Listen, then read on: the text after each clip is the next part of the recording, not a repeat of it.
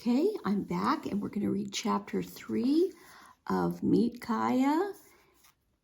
And chapter 3 is called Courtship Dance. One morning after many days of clear skies, dark clouds rolled over the mountains and rain pelted down. The tule reeds of the teepee coverings swelled with water and kept out the rain. The women turned from preparing food to work they would do inside the dry, cozy teepees until the storm passed. Allah took out the hemp cord and the bear grass she needed to weave some flat bags. She dyed the bear grass soft shades of red, green, and yellow. She gave some brown cord to Kaya, then started a bag for Speaking Rain to work on. Although Speaking Rain couldn't see, she could make fine cord and could weave by touch once Allah set the first rows. Isa and Brown Deer were mending moccasins for the twins, who napped on their deerskins. As he always did, Wing Feather slept with his hand tucked into his baby moccasin, which he cradled under his chin. For a long time they worked in silence. Kaya liked the quiet teepee. The sound of rain falling on the tulle mats soothed her. In fact, she wished she could stay inside their teepee where no one called her magpie and never go out again. Allah touched Kaya's weaving to show her where her work was lumpy and uneven. "You're awake, but you're dreaming," Allah said. "Will you tell me your dream?" Kaya undid the line of weaving and started it over. She didn't want to admit how much that nickname still troubled her. "I was dreaming about my horse," she said.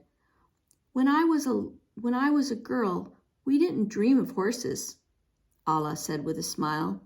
"When I was a girl, we didn't even have horses. When we traveled, we walked on our own 2 feet, and our strong dogs pulled our loads for us." "You know about these things," Itza said respectfully, "but dogs couldn't pull the big loads that our horses do, and we couldn't travel as fast on foot as we do on horseback." "But our scouts could run fast," Allah said. "The scout who lived near the trail to enemy country ran as fast as the wind to warn us of danger." Allah's fingers flew as she wove the bag. Already she'd finished a plain border and was adding a lovely pattern of triangles. "It's true the scouts were swift," Itza said, "but no man runs as fast as a horse. No man can travel as far on foot as he can on horseback." She began sewing a new sole onto a moccasin with a length of sinew. "Now the men ride far away, but often they don't come back for a long, long time," Allah said. "Things were better in the old days." "I can't imagine our warriors without their horses," Brown Deer said softly.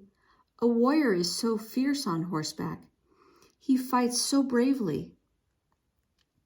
"Our men were brave warriors long before they ever heard of horses," Allah said. "And because we have horses, our enemies make more raids on us." "Ahe," Itza said, "you're right. But without his horse, my husband wouldn't be such a good hunter. He couldn't bring us so much meat. He always gives us meat to the old people too." "Horses are so beautiful," Kaya chimed in, "especially the spotted ones like Steps High." She imagined her horse running with her head held high and her back tail streaming. Was it boasting to call her beautiful? Allah reached for Kaya's bag and gently took it from her. When Allah put the tip of her finger through a hole in a loose row, Kaya realized that she hadn't made the weaving tight enough. She began to unravel her work so that she could make it better. "Allah, you've often said we need horses for many things," Brown Deer said. Allah sighed deeply. I've said so, and it's true, she said. The old days are gone. We can't unravel our lives and begin them again, as Kaya is doing with her weaving. She put down her work and placed her hands on her knees. I want you to listen to me. I'm going to tell you something. Kaya and Speaking Rain laid down their weaving at once. Itza and Brown Deer stopped sewing. When Allah spoke like that, she wanted their attention. I've lived a long time, and I remember many things, Allah said. Isn't that so? Itza and Brown Deer nodded.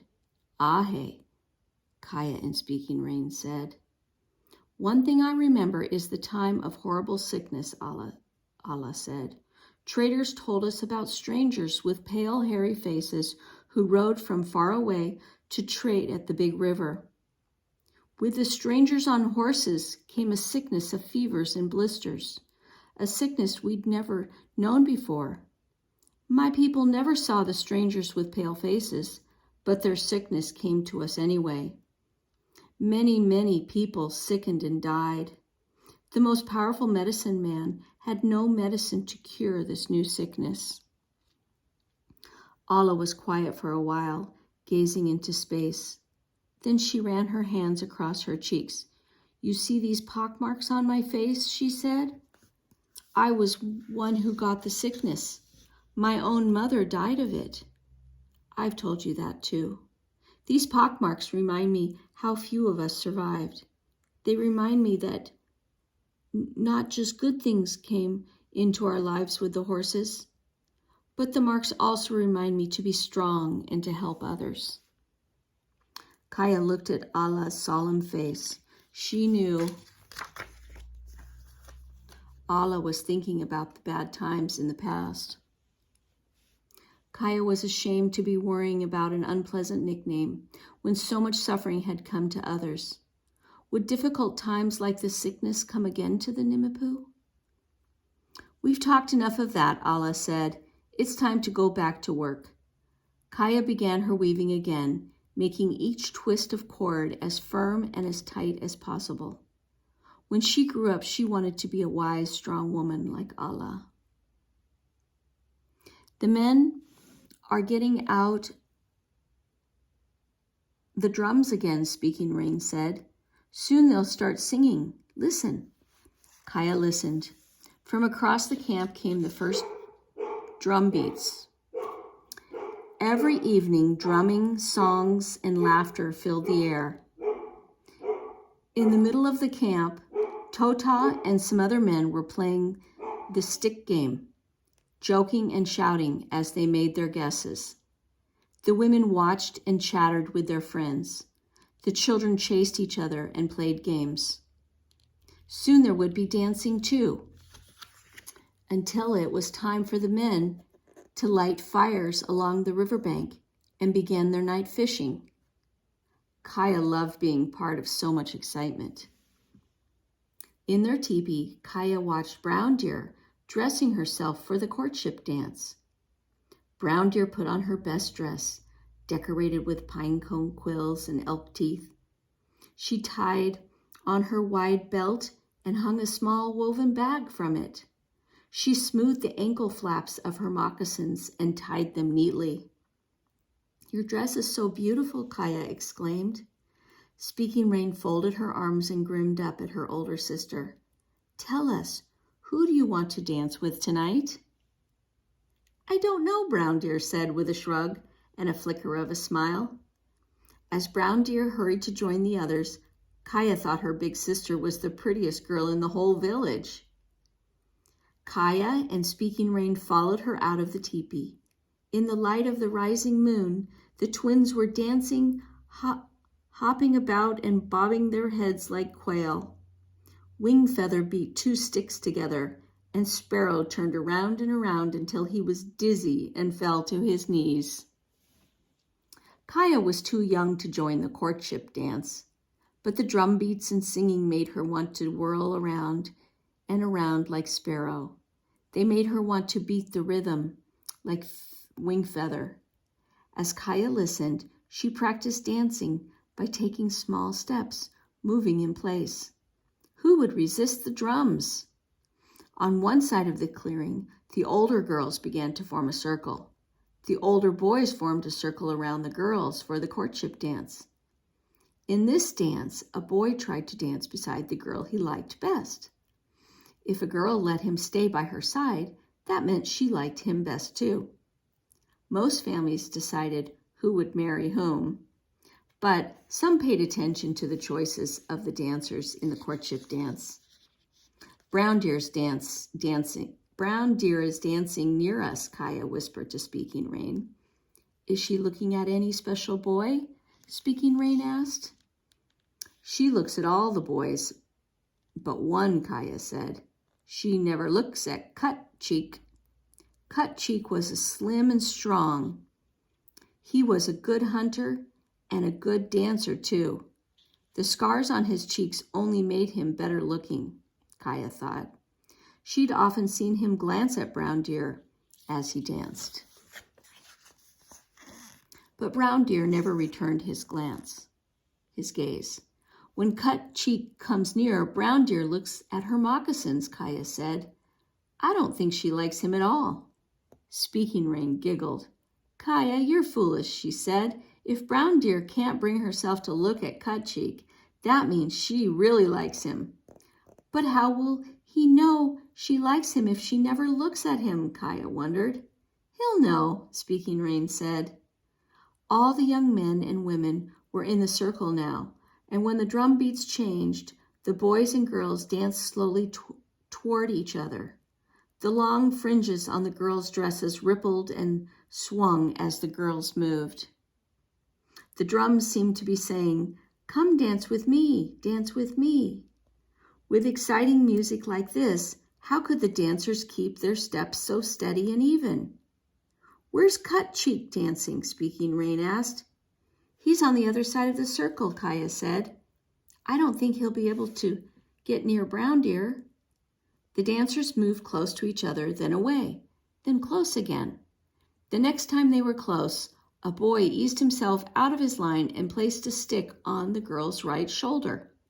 She kept the stick on her shoulder and made room for her by her side. Now they danced as a couple. The dancers moved toward each other again. As they advanced, Cut Cheek managed to move past the boy next to him. Now he was almost in front of Brown Deer. She held her chin high and looked straight ahead. She made the fringe on her dress snap with each graceful step. What's happening now? Speaking Rain demanded. Cut Cheek keeps moving closer to Brown Deer, Kaya said. Again the dancers moved forward. The boy called, Jumps back, moved opposite Brown Deer. He was short with broad shoulders, and although he liked to tease the girls, now he looked very serious. When Brown Deer danced close to him, Jumps back stepped beside her and placed his stick on her shoulder. With a shrug, she knocked the stick off. Jumps back bent to pick up his stick, and Cut Cheek moved into his place. Now he was opposite Brown Deer. Brown Deer just turned down Jumps back, Kaya told Speaking Rain. Cut Cheek is right in front of her. But she's looking past him as if she doesn't even know he's there. Oh, she knows he's there, Speaking Rain giggled. The next time the dancers were close, Cut Cheek left the boy's line. His dark face was gleaming. He stepped next to Brown Deer and placed a stick on her shoulder. Blushing, she took a deep breath as if she were about to dive into deep water. She let his stick stay on her shoulder, and they danced now side by side. She chose Cut Cheek, Kaya said. She didn't hesitate for a moment. The run of salmon up the river was coming to an end. Many, many salmon had given themselves to the Nimipu. The women had packed and dried salmon into large woven bags and parfleches made of rawhide. Now they were packing up their belongings as well. Soon the women would roll up the tule mat coverings of the teepee and take down the teepee poles. They would put everything they owned in their horses and the travois and set out. It was time to move higher into the mountains so that the women could pick the huckleberries and the men could hunt for elk and deer. Kaya and her family would be part of the group traveling back to Salmon River country. Allah called Kaya to her. She looked worried. I think I left my knife where we were working yesterday, Allah said. I'll go look carefully, Kaya said. Kaya already had a rope bit on Steps High. She'd been riding her horse every day, keeping her tightly reined in and held to a trot. Steps High hadn't once tried to buck off Kaya, but Kaya hadn't yet asked Tota if it was safe to run her horse again. Maybe I come with you, Kaya? Speaking Rain asked. Kaya gave Speaking Rain her hand and pulled her sister up onto the horse to sit behind her. Riding bareback, they trotted away from the camp. At the river, they passed Tota and a few men fishing for the last of the salmon. As the men speared fish, Foxtail and some of the other boys put the salmon into baskets. Tota stood up on the bank with his back to the sun. He had placed a large white stone in the current where the river was shallow. When a fish swam between the white stone and Tota, he could see its outline and spear him. Sorry. Downstream, where the river was deeper, Allah had been cleaning fish on the bank the day before. Kaya reined in Steps High. I'll start searching a little way down the path and make my way back to you, Kaya told Speaking Rain. Wait here to mark where I started my search. Speaking Rain slipped off Steps High, and as Kaya rode on down the path, she looked for her grandmother's knife. Steps High was tense and skittish. She shied at a garter snake crossing the path, but Kaya steadied her. When Steps High shied a second time, Kaya reined her in. What's the matter, girl? Kaya asked. What's spooking you? Steps High snorted and pawed the ground. Kaya shaded her eyes and looked back to where Speaking Rain had been waiting. Speaking Rain was cautiously making her way through the elderberry bushes and that grew along the riverbank. She couldn't know where a steep bank on the other side of the bushes was. Stop, Speaking Rain, Kaya called. She turned Steps High and started back. Speaking Rain didn't seem to hear Kaya's call. Were stick people leading her astray? She kept going. Stop! Don't take another step, Kaya cried. Now Speaking Rain heard Kaya's cry. She stopped and turned, and as she did, a piece of the bank crumbled beneath her feet, and Speaking Rain fell backward. In a shower of stones, she stumbled into the swift river. Okay, we're going to stop right there. Till the next video.